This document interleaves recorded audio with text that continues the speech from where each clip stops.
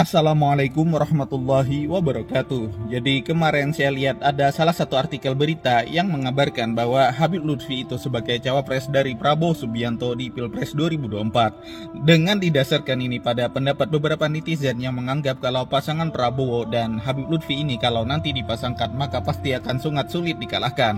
Apalagi baru-baru ini kan Prabowo baru saja memberikan penghargaan Dharma Pertahanan kepada Habib Lutfi sebagai suatu apresiasi atas kontribusi dari Habib Lutfi dalam membantu bidang pertahanan negara.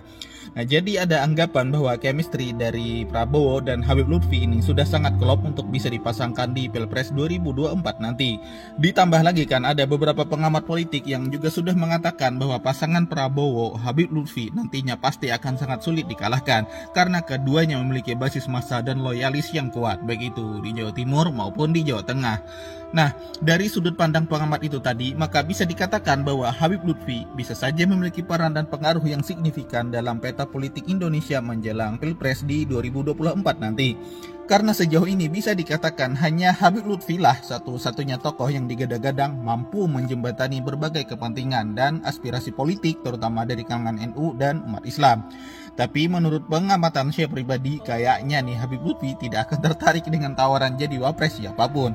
Karena Habib Lutfi itu tipikal ulama yang memiliki motivasi intrinsik yang tinggi untuk cuma mengabdikan hidup di jalan dakwah dan mengajar. Bagi Habib Lutfi dengan berdakwah dan terus memotivasi umat untuk bersatu menjaga keharmonisan antar sesama itu merupakan rasa senang yang tak terkira. Sehingga mungkin Habib Lutfi tidak akan merasa perlu lagi untuk mencari jabatan atau kedudukan yang lebih tinggi dari apa yang beliau miliki sekarang. Ya, meskipun misalnya kalau Habib Lutfi mau menerima tawaran menjadi wapres salah satu kandidat di Pilpres 2024 nanti, maka mungkin saja beliau akan lebih banyak mendapatkan imbalan materi, penghargaan sosial atau pengaruh politik yang lebih besar dari pengaruh beliau sekarang. Tapi sekali lagi, ini adalah Habib Lutfi bin Yahya, yang mana tawaran-tawaran atau imbalan-imbalan duniawi seperti itu tidak ada nilainya sama sekali bagi ulama sufi dunia sekelas Habib Lutfi bin Yahya. Dan mungkin juga kalau beliau diberi jabatan sebagai wakil presiden, itu nantinya juga secara tidak langsung akan menambah beban dan resiko yang lebih besar lagi bagi diri beliau.